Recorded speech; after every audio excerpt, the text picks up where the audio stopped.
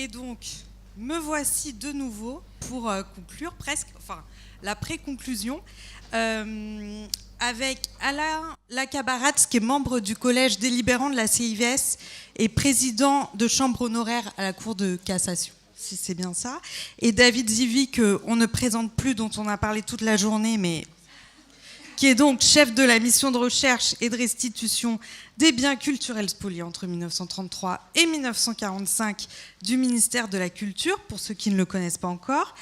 Et on s'est dit en préparant donc cette journée avec Viviane, Claire, Elsa et David que on aimerait finir sur quelque chose qui ouvre un peu les discussions, mais aussi des réflexions futures sur ces séquestres dont on a parlé toute la journée. Et merci d'être encore là avec nous, aussi en visio, j'imagine.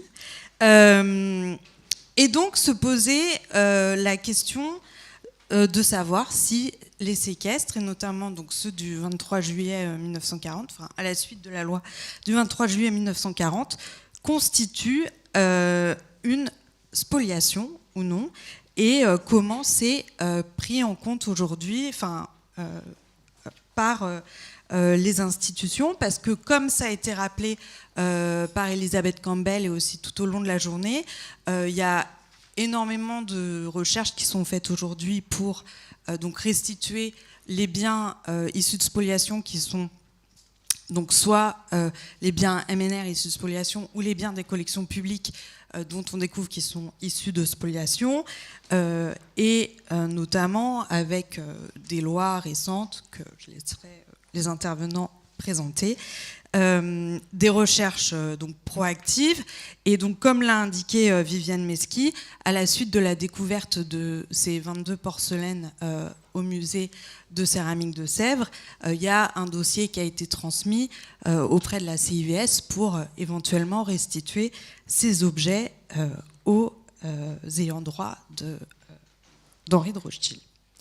Donc, l'idée de cette table ronde, c'est donc de poser des questions, et on s'est dit autour de 3 blocs, donc les spécificités du séquestre de Vichy, aujourd'hui comment on peut qualifier cette notion pour recommander ou non une restitution, et ensuite revenir sur la question qui nous a beaucoup occupé cet après-midi, sur l'intentionnalité des acteurs. Et ça sera une table ronde où il faudra juste écouter les gens, parce qu'il n'y a pas de présentation, pas d'image. Donc, ma première question... Comment ? On pourra en faire après, pour une éventuelle publication. Donc ma première question, c'est pour vous, monsieur Lacabarat, c'est au sujet des spécificités, mieux comprendre en tout cas ce qui fait la spécificité du séquestre issu de la loi du 23 juillet 1940, parce que parmi les intervenants, personne n'était juriste, et donc peut-être mieux comprendre en quoi... si déjà c'est une forme de séquestre spécifique selon vous, et si oui, en quoi ? Merci beaucoup. Oui, c'est pas très marrant de faire du droit, hein. Et puis en plus, faire du droit sans comprendre le contexte historique, ça ne sert pas à grand-chose, et c'est particulièrement vrai pour le séquestre de la loi du 23 juillet 1940. Je rappelle simplement la chronologie d'échéance de nationalité en application de la loi de juillet 40, ordonnance d'un juge qui ordonne la mise sous séquestre des biens de la personne déchue de la nationalité française, suivie d'une vente dans les 6 mois, d'une vente ou d'une préemption. Dans les 6 mois de la mise sous séquestre, toujours par décision du président du tribunal civil, disait le texte à l'époque. Alors, on pourrait répondre très simplement, dans la mesure où, en 1949, pour un autre type de séquestre, la Cour de cassation a dit que la mise sous séquestre n'est pas une spoliation, c'est une mesure conservatoire. Ça a été dit expressément pour un autre type de séquestre par une décision de la Cour de cassation rendue le 15 février 1949. Le séquestre, c'est une mesure conservatoire qui ne peut être qualifiée de spoliation. Et ça, vous l'avez expliqué ce matin.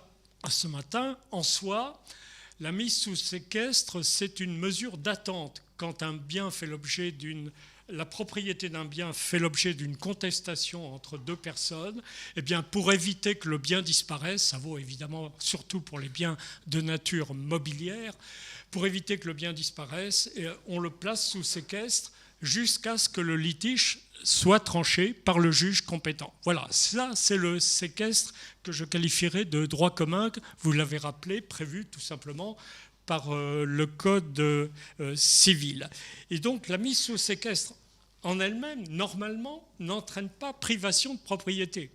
La privation de propriété n'intervient qu'avec soit la préemption, soit la vente ultérieure.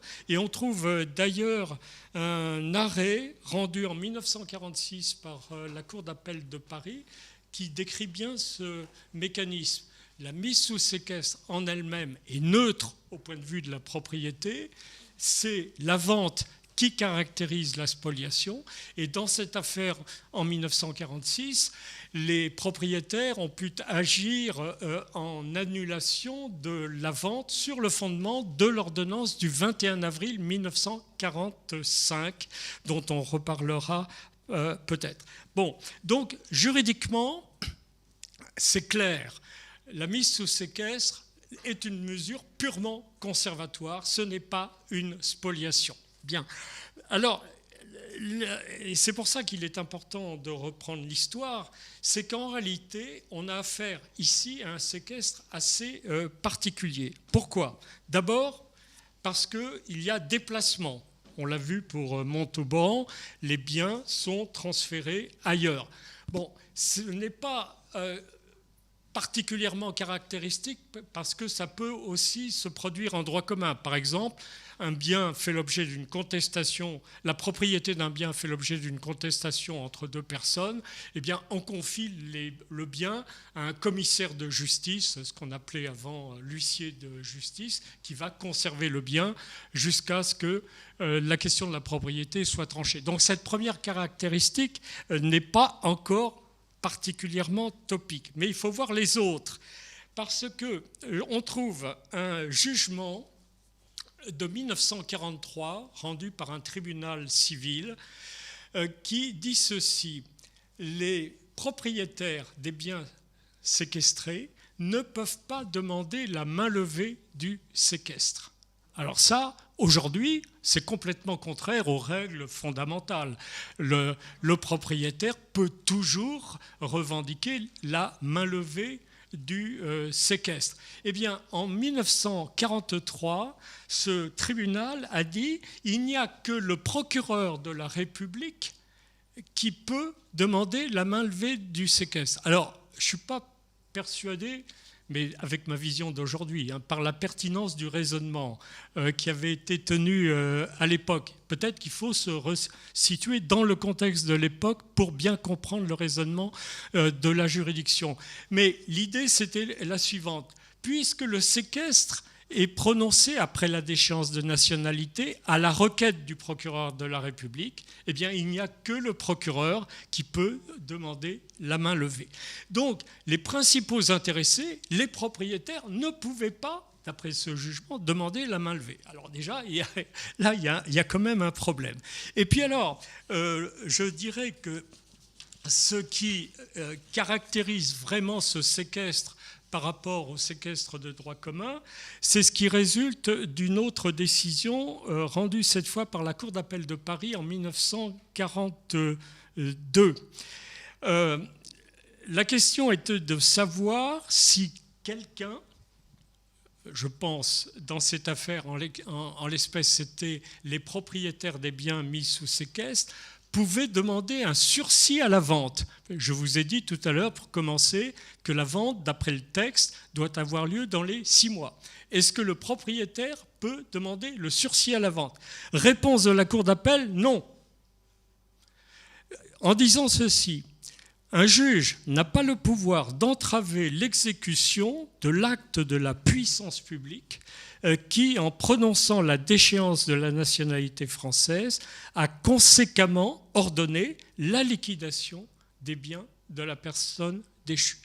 Donc, si vous faites la combinaison du tout, vous avez la dépossession initiale par la mise sous séquestre. Vous avez l'impossibilité pour la personne de demander la mainlevée du séquestre et vous avez l'impossibilité pour la même personne de demander qu'il soit sursis à la vente. En réalité, ma position consiste à dire que le séquestre est une véritable confiscation dans ce cas particulier. Merci beaucoup. David, est-ce que tu souhaiterais rebondir là-dessus? Et moi, j'aurais une question par rapport à ce qu'on a entendu sur les recherches qui ont été faites par Viviane dans le cadre de la préparation de cette exposition, aussi d'un autre dossier dont on va parler un peu plus tard, qui est passé à la CIVS, d'un autre séquestre.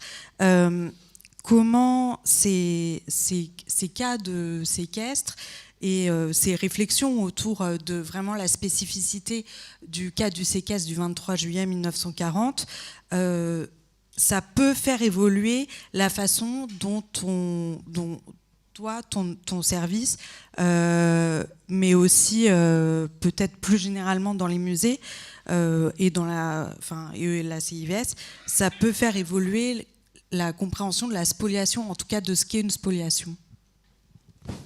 Merci. Merci. Alors, et merci pour cet exposé sur le droit. C'est sûr que donc, nous, on recherche les biens culturels spoliés entre 1933 et 1945, et c'est assez vague, il n'y a pas plus de définition que cela. Et d'ailleurs, je parle un instant de la loi du 22 juillet 2023 de restitution des biens découverts spoliés dans les collections publiques. On a le terme spoliation sans plus de définition dans la loi. Il y a des définitions dans les éléments, dans les documents annexes. Et donc, on a une vision assez large dans la suite de ce qui se fait depuis un certain nombre d'années, où on a sans doute, peu à peu, enfin pas sans doute, on a élargi la notion de spoliation. On pensait plutôt pillage, saisie par l'ERR, arianisation par les Allemands ou par Vichy. Et puis, on prend d'autres faits que l'on englobe peu à peu dans la spoliation. Et on reparlera aussi des relations sans doute entre la mission, le ministère de la Culture plus largement, et la commission, la CIVS. C'est aussi la commission qui tranche des situations.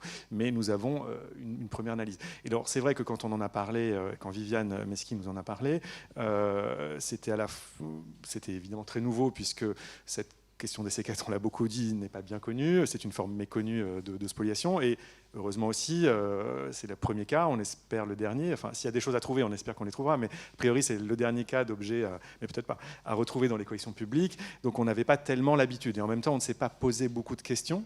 Et on en reparlera peut-être. Ça nous paraissait assez naturel, sans avoir fait l'analyse fine que vient de faire M. Lacamarade, qu'on se trouvait dans ce champ qui a été étendu, je le disais, du pillage à la question des différentes ventes. On n'a pas beaucoup de temps, mais voilà, tout le monde sait maintenant qu'on considère de plus en plus un certain nombre de ventes comme des ventes forcées. On a un cas récent, Grégoire Schusterman, qu'on a aperçu tout à l'heure, qui est un marchand qui vend des biens, et même un marchand est contraint de vendre pour aller se mettre en sécurité. Et puis, il y a cette grande notion que beaucoup connaissent ici, la notion des biens de fuite, où même quand on vend à Paris, en tout cas, le ministère de la Culture a restitué il y a quelques années, avant la création de la mission, des œuvres MNR qui étaient vendues à Paris en 1938 par la famille Bromberg sur le chemin de l'exil, donc ils n'étaient pas menacés à Paris, mais c'était la suite de persécutions en Allemagne. Donc il y a une vision plus large, on élargit et on se pose la question. Ensuite, là, il y aurait une autre question qui ne se pose pas ici, mais qui est la question un peu plutôt de la cible, et on va peut-être y revenir. C'est-à-dire que la loi ne vise pas les Juifs, et tu l'as dit ce matin, elle est appliquée 6 septembre, je crois, 1940, pour la première fois, pour, je vais vérifier, 14 personnes, 9 personnes juives, Rothschild, 5 ou 6 membres de la famille Rothschild, David Weil, Édouard Jonas, et puis 4 journalistes qui sont déjà des opposants au régime de Vichy. Et la question, ce sera aussi, est-ce que cela change quelque chose, la personne qui a été, dont les biens ont été mis sous séquestre. Ça change certainement quelque chose, mais on va peut-être continuer à en discuter pour la CIVS, puisque la commission est compétente pour les spoliations antisémites. Et nous, au ministère de la Culture, nous travaillons sur l'ensemble des types de spoliations, y compris des pillages de guerre, pour rester dans le cas de Versailles, parce que c'est un cas public, pardon pour les collègues, mais enfin pas pardon, c'est pas votre faute. On a beaucoup parlé il y a quelques mois d'un carnet d'esquisses de David, qui a été acheté par le château de Versailles en 51, qui a été pillé dans une maison dans le Morvan en 40. Et voilà, comment est-ce que c'est une spoliation, est-ce que c'est un pillage de guerre, comment ce serait restitué si ça doit être restitué. Voilà, on a à peu près la solution. Mais voilà, on élargit, et donc là, moi, il nous semblait, avec Elsa Vernier-Lopin, puisqu'on a travaillé avec Viviane, qu'il n'y avait pas trop de doutes, mais on devra encore passer par la commission. Dans ce cas, lançons la question de la cible. Allons-y. Donc, je pense que ce cas de la loi du 23 juillet 40, c'est intéressant pour poser cette question donc de la cible et de la politique de restitution actuellement en France. Alors déjà parce que c'est pas une loi qui cible exclusivement les personnes persécutées en tant que juifs. Et juste petite parenthèse de vocabulaire, mais on a entendu beaucoup bien juif dans la journée, ce qui est quelque chose à mettre entre guillemets, évidemment, parce qu'un bien ne peut pas être juif. Et aussi en lien avec les autres séquestres, des autres lois de séquestre du régime de Vichy, notamment, par exemple, les séquestres des personnes fichées comme communistes, ou des loges maçonnes. Donc, pour vous, monsieur... Enfin, c'est une question à tous les deux, mais comment qualifier... Enfin, comment peut être... comment naviguer dans ces questions de séquestre, alors même qu'aujourd'hui, auprès de la CIVS et avec la loi justement du 22 juillet 2023, la recevabilité d'un dossier suppose en tout cas le caractère antisémite de la spoliation, qui là en tout cas n'est pas inscrit dans la loi. C'est vrai que la compétence de la CIVS est limitée aux mesures qui sont prises en application de législation antisémite, et il est déjà arrivé à la CIVS de rejeter des demandes d'indemnisation parce que les mesures contestées n'avaient pas été prises en application de législation antisémite. Il est d'ailleurs assez intéressant de voir que la mission Matteoli, qui est la base de l'existence de la CIVS, dans l'un des rapports qui a été joint au rapport général de la mission Matteoli, il y a un rapport de Claire Andrieux, membre du collège délibérant de la CIVS, qui parle de la loi du 23 juillet 1940 et qui souligne effectivement que c'était un texte à portée que je qualifierais de général, qui n'était pas limité à une certaine catégorie de la population. Et d'ailleurs, la loi de juillet 40 ne fait pas partie des textes retenus par la mission Matteoli comme fondant spécifiquement des législations antisémites. Bon, donc la compétence de la CIVS va être forcément limitée par la nécessité de rechercher si les mesures en cause ont été prises dans le cadre de la législation antisémite. Alors que l'ordonnance du 21 avril 1945 sur la nullité des actes de spoliation, elle a une portée plus générale. Il suffit d'ailleurs de lire le texte qui n'évoque pas les législations antisémites et qui parle de propriétaires déportés ou prisonniers. Alors déportés, on voit à peu près, et prisonniers, ça peut être effectivement n'importe qui. Donc l'ordonnance de 1945 peut être utilisée, alors pas devant la CIVS pour des personnes qui n'ont aucun lien avec les législations, pour lesquelles les mesures prises n'ont aucun lien avec les législation antisémite, mais l'ordonnance de 1945 peut être invoquée par toute personne pour obtenir la restitution via le système de la nullité qui est prévu par l'ordonnance, la restitution des biens spoliés. Oui, et c'est vrai qu'on a plusieurs dispositifs. On a rajouté un dispositif avec la loi de 2023 qui vise spécifiquement les spoliations intervenues dans le contexte des persécutions antisémites. Et ça a été voulu et assumé comme tel par le gouvernement, par le ministère de la Culture qui a écrit le projet de loi, et puis par le Parlement qui l'a voté à l'unanimité, en considérant que cette réparation aussi, et que cette restitution et surtout cette sortie du domaine public est justifiée par le fait que ces spoliations accompagnaient le projet de destruction des Juifs, le projet génocidaire nazi, et donc à une certaine imprescriptibilité également. Et donc on a une commission qui est, on vient de dire, donc compétente pour les spoliations antisémites, et on a, comme vient de le dire aussi M. Le Cabaret, ce texte de 45 qui est beaucoup plus vaste, ce qui nous permet aussi de traiter des dossiers d'autres, de pillage, de vol, et ça serait intéressant si on trouvait des objets mis sous séquestre dans le cadre de la déchéance de nationalité de personnes non juives qui auraient été, y en a-t-il eu, achetés par les musées. Peut-être pas beaucoup, parce que les autres déchus n'étaient peut-être pas des grands collectionneurs. Ils sont déchus en tant que politiques, on l'a dit, qu'opposants, que journalistes, mais certains avaient peut-être des choses. Donc là, il y a une recherche aussi à mener. Y a-t-il eu des objets achetés? Ont-ils été restitués? Normalement, oui. Et en tout cas, et ça on y reviendra peut-être, il y a toute la question des objets vendus et pas préemptés. Et donc, comment ferait-on pour restituer des biens entrés dans les collections publiques qui auraient été saisis, mis sous séquestre alors qu'ils appartenaient à des gens non juifs? On ne passerait pas devant la CIVS. Mais en même temps, on a cité le texte, tu citais le texte ce matin, il y a une ordonnance de 1944 qui met fin à l'ensemble, heureusement, de ces qui annule les séquestres. Et on pourrait même se demander finalement, est-ce qu'on a besoin de la loi de 2023, et donc est-ce qu'on a besoin d'aller devant la commission? Oui, on a besoin d'aller devant la commission, et aussi pour vérifier les ayants droit, parce que c'est absolument nécessaire. Et Daniel Thierry n'est pas là, mais voilà, il faut qu'on vérifie s'il est bien ayant droit, et lui et ses frères et cousins et sœurs.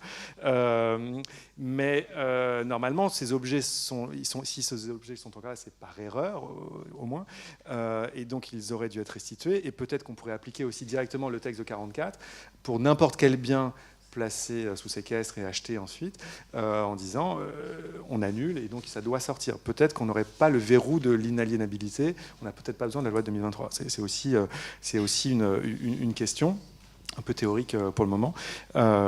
Mais voilà, donc c'est vrai qu'on a des niveaux un peu différents. Souvent, ce n'est pas toujours bien compris. Nos périmètres ne sont pas complètement les mêmes entre la commission et la mission. Et en même temps, des objets qui ont simplement été volés pendant la guerre, comme il y en a beaucoup qui sont en pillage de guerre, qui rentrent dans les collections publiques plus tard. La loi de 2023 ne s'applique pas. Mais peut-être que l'ordonnance de 1945 s'applique et peut permettre à des familles d'aller devant le juge. Mais nous, on ne peut pas prendre l'initiative de restituer, je ne parle pas de biens préemptés, mais mis sous séquestre, mais un objet qui serait rentré comme le carnet de Versailles. On n'a pas les moyens juridiques, semble-t-il, pour le restituer de nous-mêmes. Il faudrait qu'on soit assigné sur la base de l'ordonnance de 1945. Pardon, je suis peut-être pas très clair, hein, m'écoutez moi-même, mais... Oui, alors c'est un point quand même assez intéressant au plan juridique, parce que on pourrait se dire, alors pour la déchéance de nationalité, pendant 1 an, il y a eu 2 régimes contradictoires, puisqu'en 1943, le commandement militaire qui se trouvait à Alger a annulé les mesures prises en application de la loi de juillet 1940. Alors, cette loi était applicable sur le territoire métropolitain, mais il y avait aussi le journal officiel d'Alger qui prévoyait la nullité de plein droit. Alors, ce n'était pas très clair, mais bon. Pendant un an, il y a eu cette coexistence. Ce qui est sûr, c'est qu'en 1944, là, on a repris exactement dans les mêmes termes, d'ailleurs, ce qui avait été décidé à Alger en 1943. On annule les déchéances de nationalité et le texte précise les personnes sont réintégrées avec toute conséquence de droit. Alors, moi, je me suis dit à un moment, ça veut dire qu'on n'a pas besoin de passer devant une commission, devant un juge pour récupérer, sauf pour récupérer les biens qui ont été spoliés. Sauf qu'il y a quand même un problème, c'est qu'il y a eu soit vente, soit acte de préemption. Donc, il faut faire tomber les ventes et les actes de préemption. Donc j'ai l'impression qu'on ne pourrait pas... Ce serait beaucoup plus commode si on pouvait dire c'est réintégré. Dès lors que les personnes sont réintégrées, on restitue immédiatement de plein droit sans procédure. Ce serait tellement plus simple pour tout le monde. Mais ce qui me pose problème, c'est quand même le fait qu'il y ait une vente qu'il faut faire tomber ou un acte de préemption. Donc là, il y a peut-être quand même la nécessité d'aller devant une autorité, mais pas devant la CIVS si ça n'a pas de lien avec les législations antisémites, ça c'est sûr. Ok. Sachant que là, enfin en tout cas ce dont vous parlez, où il y a d'autres possibilités en tout cas d'action, c'est uniquement pour des restitutions, alors que pour des indemnisations, il n'y a que la CIVS qui peut... Je ne suis pas sûr. Si on ne peut pas, si on ne peut pas restituer, on peut demander une compensation financière, une obligation qui ne peut pas être exécutée. Alors on dit ça en droit, je suis désolé, se résout en dommages-intérêts. Et à mon avis, rien n'empêcherait quelqu'un victime d'une spoliation, ne pouvant pas obtenir la restitution pour une raison quelconque, de demander une indemnisation à un tribunal. C'est une opinion. Il y a d'autres juristes. À tester. Si des avocats nous écoutent dans la salle ou sur les internets, voilà, petit nouvel outil. Mais donc en fait, ce qui est intéressant dans ce que vous venez d'expliquer, c'est aussi la nécessité de dépasser uniquement la recherche de provenance du bien et sa traçabilité, mais aussi de travailler sur un contexte historique, un travail d'histoire du droit, dans quel contexte est fait le droit et dans quel contexte aussi... pour un peu faire des recherches sur la façon dont sont faits, dans ce cas ici, les séquestres, mais en tout cas l'appropriation, dans quel cadre elle a lieu, dans quel contexte, et contre qui et pourquoi. Et donc, finalement, ce dossier, en tout cas des 22 porcelaines, mais plus généralement, ce que vous expliquez, va dans le sens de la nécessité d'un travail plus large et commun sur au-delà de l'unique provenance de l'œuvre. C'est pour vous deux. Oui, bien sûr. C'est-à-dire qu'en faisant de la recherche, soit à la demande de famille qui s'intéresse à une œuvre précise ou qui demande une restitution précise, et c'est finalement assez rare, des demandes de restitution précises sont assez rares, soit de façon proactive en partant d'un objet, d'une œuvre, d'un livre, pour essayer de trouver son propriétaire et le restituer. On travaille là-dessus, mais on a besoin de connaître évidemment tout le contexte qui fait qu'on se retrouve aujourd'hui, on travaille avec des chercheurs, qu'à la commission, il y a des juristes, des magistrats, il y a dans les membres de la commission, il y a des personnalités qualifiées, comme on dit, mais qualifiées parce qu'elles sont historiennes de l'art, professeurs de droit, des juristes, et qui contribuent aussi à cette recherche-là. Et toutes les imbrications qui sont à multiplier, justement, entre la recherche dans les musées, dans l'histoire des musées, la recherche de provenance, ce que fait le service des musées de France aussi en développant la connaissance de la provenance, et c'est évidemment majeur parce que sinon on ne comprend pas très bien. Et pour aller devant la commission, il faut que nous dans les cas où on va devant la commission, qui sont quand même la majorité des cas, il faut que l'on apporte les faits et qu'on soit en mesure de les comprendre. Et donc la commission est en mesure de les comprendre, bien sûr, et de les étudier, mais nous essayons d'apporter tous les éléments d'explication autant qu'on les comprend. Et ensuite, la commission va qualifier les faits, spoliation, pas spoliation, peut-être spoliation, et donc réparation, indemnisation ou restitution. Donc évidemment, c'est majeur. Donc c'est aussi pour ça qu'on s'est permis, nous, enfin notre mission de recherche et de restitution, il y a restitution, il y a recherche sur les œuvres, mais il y a recherche et connaissance de ces faits-là. On s'est permis, enfin, on n'avait pas à se permettre, mais en tout cas, on a considéré qu'il était dans nos missions, dans nos activités, que de contribuer à cette recherche plus fondamentale, plus académique aussi. Et donc, c'est ce qu'on multiplie. On le voit, exemple qui n'a rien à voir. On a restitué, le ministère de la Culture, l'État a restitué un livre de Marc Bloch, qui était à la bibliothèque de l'INHA il y a quelques mois. Les bibliothèques allemandes ont restitué il y a 15 jours d'autres livres, des livres qui ont été spoliés dans l'appartement de Marc Bloch. Et pour mieux comprendre ce qui s'est passé, on a eu un certain nombre d'échanges avec des historiens, dont l'une d'entre elles est membre de la CIVES, Sarah Gainsburger, mais qui, avec Éric Le Bourris et Isabelle Bacouche, ont travaillé sur la spoliation des locataires juifs et sur la question des appartements.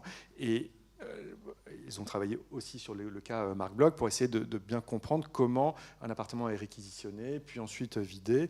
C'est la suite de travaux que tu as menés aussi sur le pillage des appartements. Et donc voilà, ça se nourrit évidemment énormément, et on a besoin de cette recherche pour bien comprendre le trajet des œuvres et les circonstances dans lesquelles elles ont changé de main.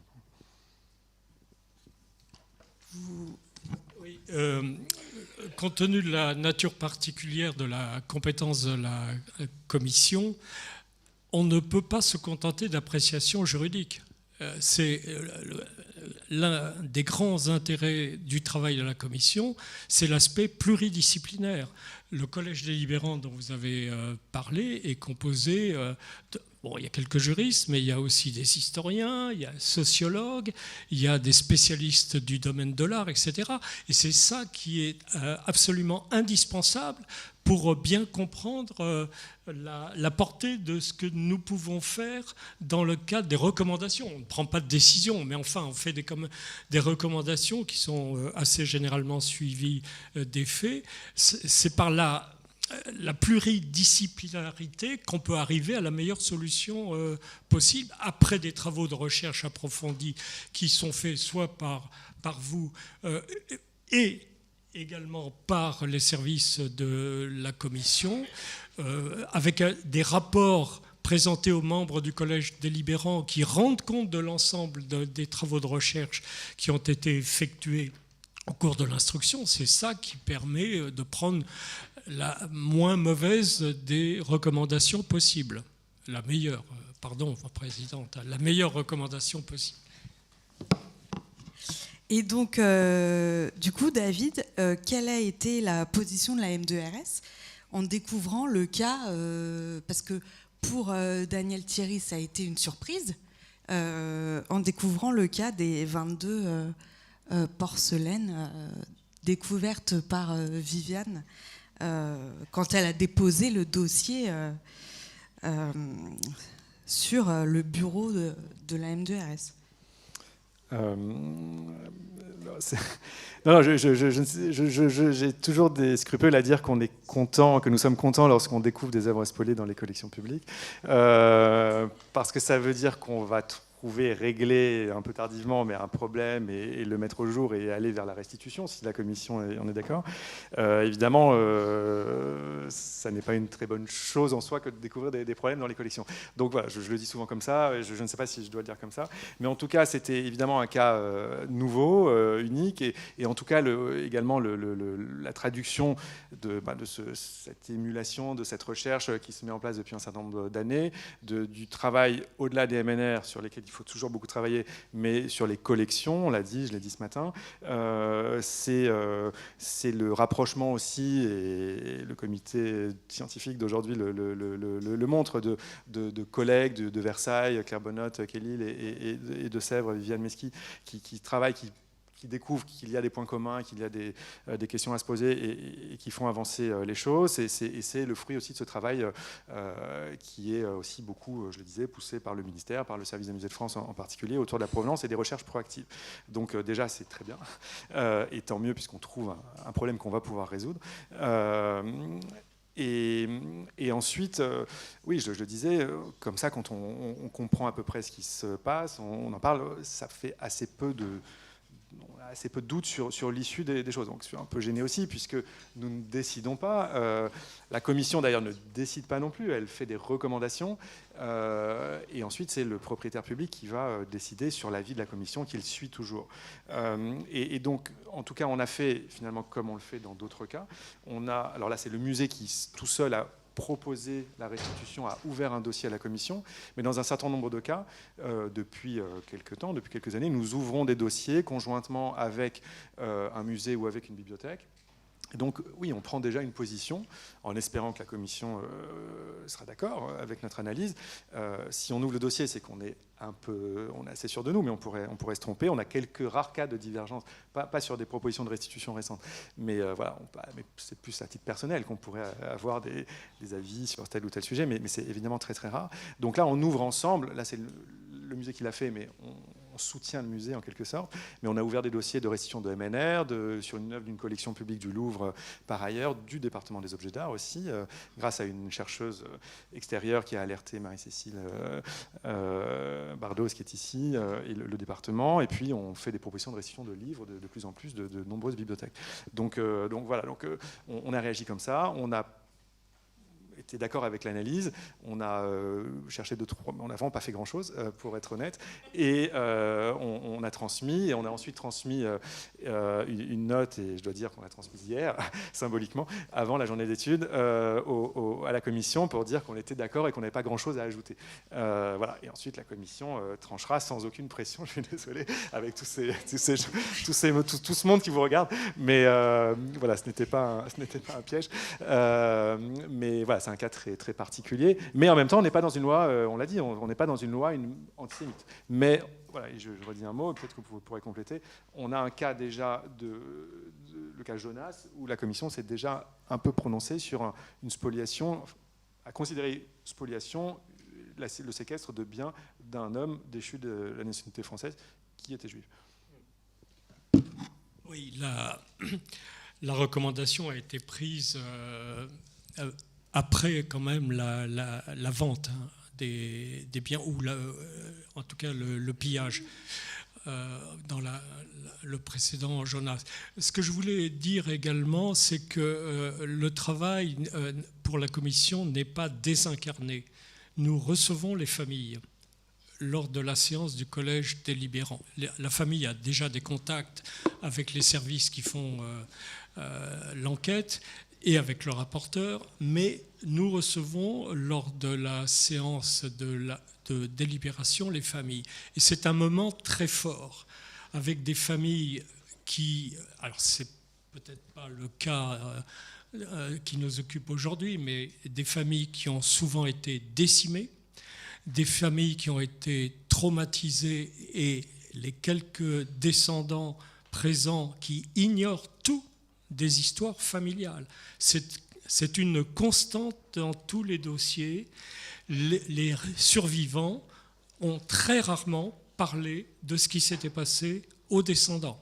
Et ce sont souvent des descendants qui essayent de reconstituer les histoires.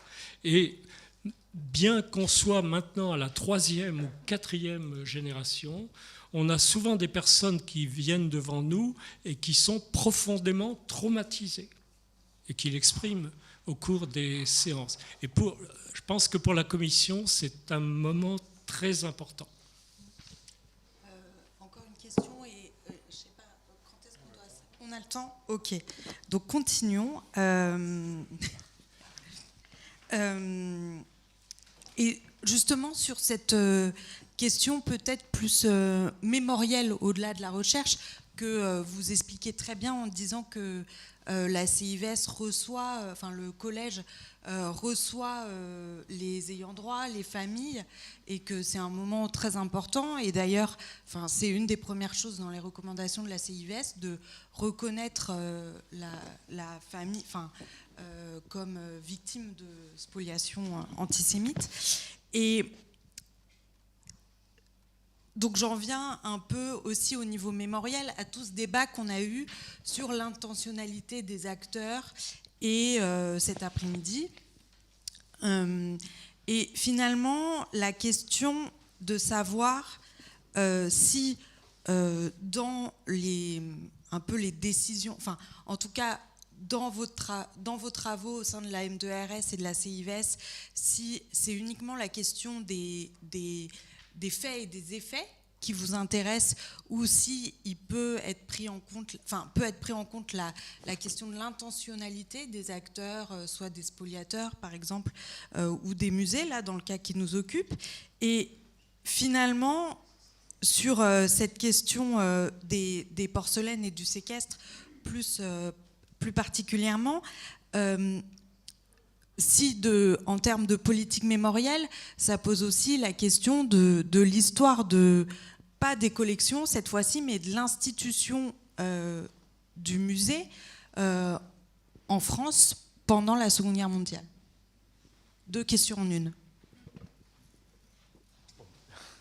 Je commence sur la question de l'intention, mais je pense qu'il faut que la commission complète, mais sur la question de l'intention par rapport aux faits et à l'effet, la question de l'intentionnalité, je trouvais quand même passionnante, soit complètement vaine, soit passionnante quand même, et je pense qu'il faut qu'on y revienne un peu. Mais sur la question des faits, savoir si finalement un bien qui est aujourd'hui retrouvé au musée, qui a été acheté dans le cadre qu'on a vu aujourd'hui, après avoir été mis sous séquestre, ou dans le cadre de la loi de déchéance de nationalité, qu'il a été acheté par le musée et par la direction des musées nationaux parce que ces gens voulaient compléter leur collection et ne faisaient plus aucun cas de leur propriétaire et pensaient que la question ne se posait plus, ou qu'il les ait achetés pour les protéger et pour les remettre plus tard, et puis que pour X raisons, ces objets n'aient jamais été remis. Finalement, je pense que ça ne change pas grand-chose. Les biens, aujourd'hui, sont toujours là, ils n'ont pas été restitués, et donc, on propose qu'ils soient restitués, quelle que soit l'intention des acteurs, et ils sont différents, et leurs intentions ont pu changer au cours du temps. Je ne sais pas. Je redirai bien quelque chose sur l'intentionnalité après, mais peut-être sur ce point, je ne sais pas si M. Lacamarade voulait... Oui, la commission, ce qui va compter pour nous, c'est l'intentionnalité des auteurs de la spoliation, pas de ceux qui ont acheté ou préempté les œuvres. On va rechercher si la spoliation a eu lieu en application des lois antisémites. C'est ça qu'on va rechercher. Après, le fait que le musée ait eu l'intention, enfin celui qui a acheté pour le musée ou préempté pour le musée a eu l'intention de protéger l'œuvre, il y a beaucoup de reconstructions a posteriori, hein, des intentions qui sont faites. C'est quelque chose on en a parlé tout au long de la journée, mais il faut se méfier des reconstitutions a posteriori des histoires. Il est très difficile de se remettre à la place de ceux qui ont eu à prendre les décisions il y a 80 ans. Voilà, donc pour moi, je chercherai uniquement le point de savoir si la spoliation a été faite en application des législations antisémites. Oui, et donc là, on a cette difficulté, mais qui a déjà été tranchée dans le cas d'Édouard Jonas et qu'on considère, nous, pouvoir être tranchée sur le cas Henri de Rothschild. Est-ce que les Rothschild sont partis parce qu'ils craignaient des persécutions par les Allemands qui arrivaient en France? Ils ne pouvaient pas tout prévoir, évidemment. Ils ne pouvaient peut-être pas prévoir le régime de Vichy, mais ils sont partis comme juifs et comme victimes de la propagande, comme cible de la propagande nazie, c'est quand même l'analyse un peu générale. Et donc, il y a une application antisémite d'une mesure qui n'est pas strictement antisémite. Voilà. Et quant à la question un peu de l'institution et de l'intentionnalité, voilà, c'est vrai qu'on tourne autour, on en a beaucoup parlé. Je le disais à l'instant, c'est peut-être un peu vain parce qu'on ne peut pas savoir, et puis ces personnes étaient toutes différentes. En même temps, en tout cas, je trouve personnellement, et puis avec quelques-uns qui travaillons sur ce sujet, on y revient quand même beaucoup. Et je n'ai rien incité ce matin, mais sur cette, je reviens à cette note de Huyghe qui prévoit, qui imagine qu'il ne faut pas tout acheter pour dissimuler, au cas où il faudrait restituer un jour. Enfin, je fais un peu une fixation sur cette note qui est un élément nouveau et qui est, me semble-t-il, enfin en tout cas on l'a pas lu avant, et qui est quand même très très parlante. Donc assez frappante. Je trouve que c'est aussi intéressant, et on l'a déjà rappelé, pardon de le refaire, mais cette discussion vient à la suite d'autres discussions, et Elisabeth l'a rappelé, je l'avais rappelé avant, voilà, il y a eu des rendez-vous réguliers, il y en a eu avant déjà, mais il y a eu ce séminaire en 2021, en 2023, avec des débats, des incompréhensions. On peut évoquer aussi la collection Schloss, qui est un cas différent, qui a été évoqué, je crois, en passant très rapidement, qui est un sujet qui était un peu plus connu, donc les Allemands et les Français qui se disputent une collection importante de la famille Schloss, de tableaux hollandais, qui font revenir et donc qui arrivent à Paris, et le Louvre, là aussi, appelle ça préemption, mais c'est un autre cadre, hein, c'est pas le séquestre de la déchéance de nationalité, achète, préempte 49 œuvres. Et très vite après la guerre, les souvenirs, le récit, c'est on a acheté pour restituer, bien sûr, et dans une explication encore assez récente que finalement le ministère des Affaires étrangères a retiré récemment. On disait encore cela il y a quelques années, et on ne le dit plus. Et quand on lit, et c'était sous les yeux de tout lecteur qui le souhaitait, le procès verbal du comité technique des musées le 6 octobre 1943, l'Assemblée, donc des conservateurs et des membres de ce comité, demande à Germain Bazin de transmettre à Huyghe, qui n'est pas là, leurs félicitations pour la manière dont cette affaire, qui procure en somme un si réel enrichissement, a été conduite. Donc là, les choses sont assez claires. Et voilà, je reviens aux différentes personnalités aussi que l'on voit. J'ai bien noté la petite note qui peut vouloir dire peu de choses, beaucoup de choses en peu de mots du directeur de Versailles, en dehors de toute opinion sur le fait lui-même. Donc peut-être que lui, en effet, un peu critique, on a envie de le lire comme cela. Et quand même aussi parce que ils ne sont pas tous pareils, mais on le dit de temps en temps, et ça n'est pas très agréable à lire, mais dans les gens qui ne sont pas là, il y a Karl Dreyfus, que je ne sais pas si Olivier est toujours là, mais Karl Dreyfus n'est pas là parce que précisément il n'a pas le droit d'être là, et s'il était là, ça voudrait dire qu'il n'y aurait pas de guerre, et donc il n'y aurait pas de séquestre, et donc tout irait bien. Et il n'y a pas non plus ce Germain Bazin dont on parle régulièrement, dont on le répète de temps en temps, mais on a une correspondance désormais qui est accessible aux archives nationales, et qui a été publiée en partie par Ophélie Jouan dans une notice du répertoire des acteurs du marché de l'art. Et donc, finalement, on l'a rarement fait en public, mais donc je me permets aussi de le citer. Il écrit à Huyghe, son ami et collègue, son chef et collègue et ami. Donc, il est deux citations, pardon. Pendant la drôle de guerre, il est mobilisé, lui, et il demande des nouvelles depuis l'armée où il est. Dites-moi un peu comment les youtres grouillent comme des cloportes à Paris. Sa première chose. Et deuxième chose, et c'est peut-être plus intéressant aussi, en juillet 40, le 17 juillet, donc là, les choses sont dites, les pleins pouvoirs ont été votés, et il se dit... donc il parle de Huysmans, leur ancien chef, Georges Huysmans, qui a été démis de ses fonctions, comme Julien Quint, et ils se demandent, ils disent on fuit en Amérique, donc c'est intéressant par rapport au Rothschild, et on en arrive à ne plus savoir de quel ennemi il faut souhaiter la victoire, car celle de nos alliés de la veille, donc plutôt les Anglais et les Américains, s'il y avait une telle victoire, nous ramènerait triomphante et arrogante toute la youtrerie qui a fui. Et il ferait déclarer traîtres ceux qui sont restés à leur poste.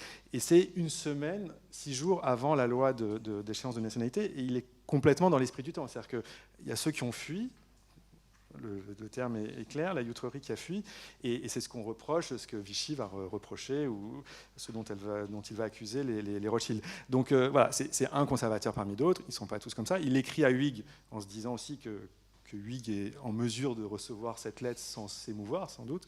Ils sont différents. Il raconte une autre histoire après la guerre, évidemment. Et tous ces gens se retrouvent là. Non, pas Bazin, justement. Voilà, donc on a envie d'y revenir. On ne sait pas quoi en faire. Comme fonctionnaire, il y a une continuité de la fonction publique aussi. Donc ces gens ont continué aussi. Et ils ont fait des très bonnes choses. Huyghe est résistant, une carte de résistant. Il a fait sans doute des choses aussi. Donc voilà, donc on est dans cette période très grise, on le sait. On ne peut pas conclure grand-chose. Enfin, on peut conclure 2-3 trucs quand même sur certaines personnes, je pense, mais pas sur les intentions exactes de l'acquisition au moment et de la façon de compléter les collections. Tout a été restitué, tant mieux. Presque, reste à savoir bientôt. Voilà, donc, bon, pardon, j'étais un peu long, mais c'est aussi, ça reste une question intéressante sans réponse partielle. C'est d'autant plus intéressant, enfin, là je fais un petit point de côté avant de poser ma dernière question. Par rapport, si on regarde à ce qui se passe après-guerre et par rapport au choix justement des MNR, où les mêmes conservateurs vont être impliqués dans justement le choix des œuvres qui constitueront ce corpus des MNR, où justement cette question de les intégrer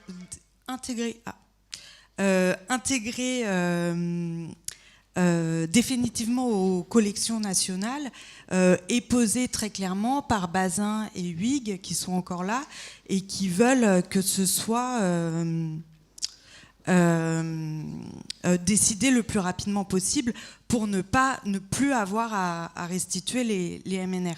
Donc il y a aussi des travaux, enfin ça confirme encore, enfin je pense, la nécessité de travaux qui vont des années 40 jusqu'aux années au moins 60 et plus coupés en 1945.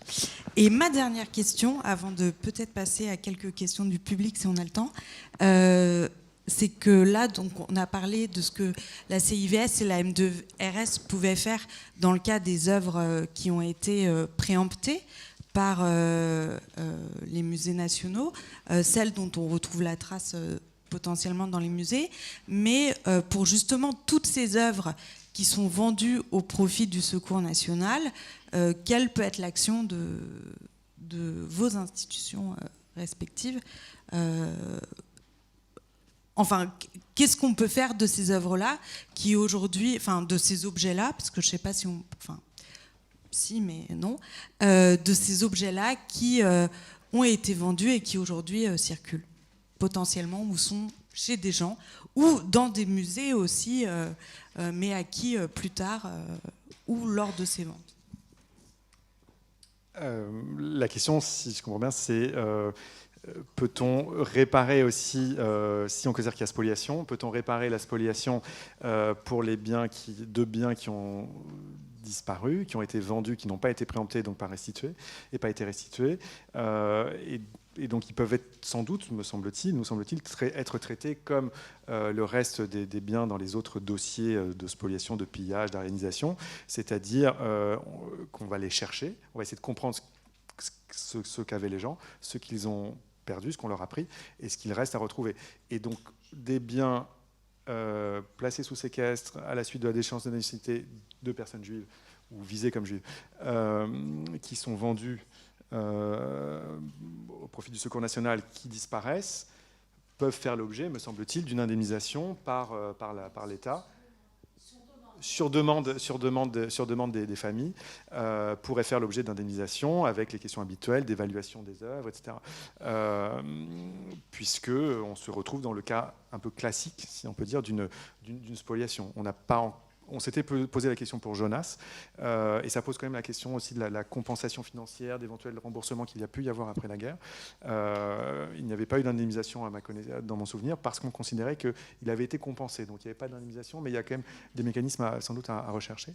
Il me semble que voilà, ça serait le cas, et peut-être qu'on aura des demandes de familles de victimes de ce type précis de spoliation, si spoliation est confirmée, pour être indemnisées de biens disparus. Oui, alors ce sera une indemnisation. On ne pourra pas prescrire la restitution. Pour obtenir la restitution, à supposer que quelqu'un veuille obtenir la restitution, à mon avis, il faut passer par l'ordonnance d'avril 1945 et demander à un juge de prononcer la nullité de la vente qui a eu lieu. Mais la CIVS ne serait évidemment pas compétente pour ordonner la restitution. Eh bien, écoutez, merci beaucoup. On a le temps pour 2-3 questions. Eh bien, ou pour des réflexions. On a 5 minutes, effectivement, pour avant des de questions. finir cette journée et de vous remercier. Après les questions, non ? D'abord, j'ai pas fait une étude de fine du séquestre comme l'a fait mon collègue Alain Cabarat, que je remercie beaucoup d'avoir fait toute cette recherche. Mais moi, je vais dire 2 petites choses sur le droit. C'est le seul point d'ailleurs où j'étais pas d'accord avec lui, parce que sa première phrase, ça a été que le droit c'est ennuyeux, mais c'est pas vrai du tout. Alors, c'est un magistrat de la Cour de cassation qui l'a dit. Donc la première chose que je voudrais dire, c'est que, aussi bien pour les tribunaux que pour la CIVS, le droit, ça s'interprète. Et c'est pour ça que c'est tellement intéressant. Le droit, c'est une matière vivante.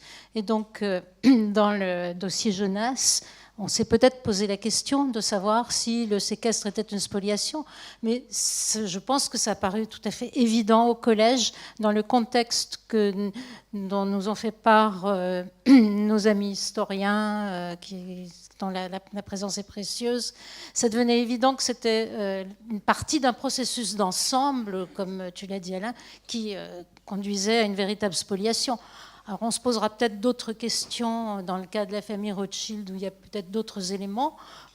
Évidemment, on est 14, donc on va délibérer, tout le monde ne sera peut-être pas d'accord. Si on est 7 et 7, la voix de la présidente est prépondérante, mais ça n'est jamais arrivé depuis que je suis là. Et la deuxième chose que je voudrais dire sur le droit, c'est sûrement plus important. C'est qu'en ce moment, il y a un débat sur l'état de droit. Alors c'est vrai qu'un État sans droit, c'est un État totalement liberticide, mais là on voit avec cet exemple de l'occupation et du séquestre en particulier, comment l'utilisation du droit peut être perverse et comment toutes ces mesures, on a parlé de ce nombre de lois, enfin, qui étaient en fait des décrets, parce que c'était les pleins pouvoirs au gouvernement. On a vu toute cette inflation de dispositions législatives qui ont été prises pendant la période de l'occupation, parce que le droit était considéré comme un instrument d'oppression, et cette apparence de l'égalité, elle était faite pour faire passer des mesures abominables. Et donc, il faut qu'on soit très vigilant, pas seulement sur le fait qu'aujourd'hui le droit est quelquefois déconsidéré, mais sur l'utilisation qu'un pouvoir illégitime pourrait faire de la légalité. Je vais juste dire ça.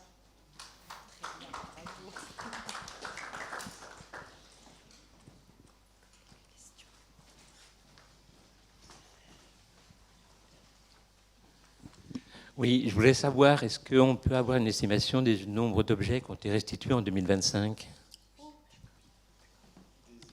Des objets restitués en 2025, ça n'est jamais énorme et ça n'est jamais assez, vu le nombre. Je devrais savoir ça par cœur. Il y a eu les 2 premières applications. Non, enfin, en fait, il y a eu des décisions, mais la restitution effective a eu lieu en 2026. Mais en tout cas, il y a eu les premières applications de la loi du 22 juillet 2023, donc, qui permet de sortir les œuvres des collections publiques, donc de déroger au principe d'inaliénabilité. Et la première application a été pour un livre des collections de la Bibliothèque nationale de France et donc à la fille d'un historien de l'art allemand juif qui avait fui en France, August Limann-Mayer. La commission a recommandé également la restitution d'un livre de Marc Bloch qui a été restitué en février 2026.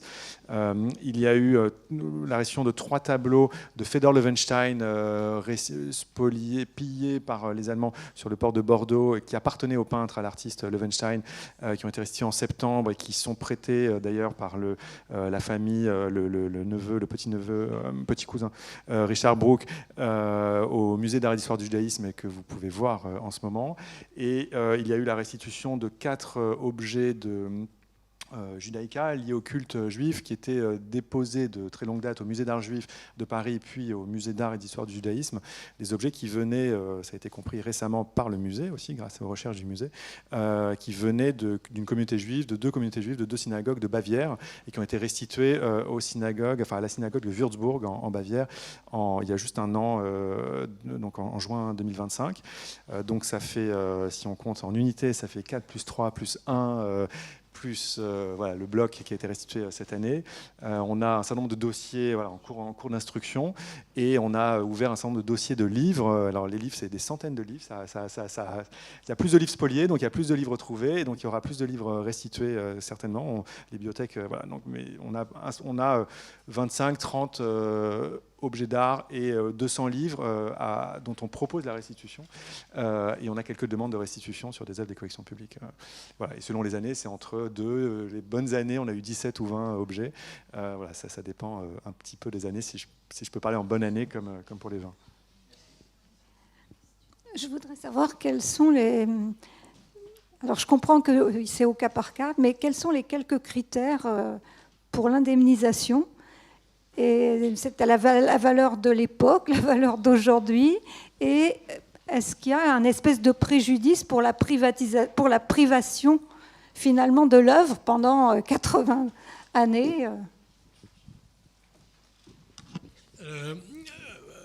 La réparation, je ne dirais pas qu'elle sera symbolique, mais elle n'aurait pas... Il y a des choses irréparables.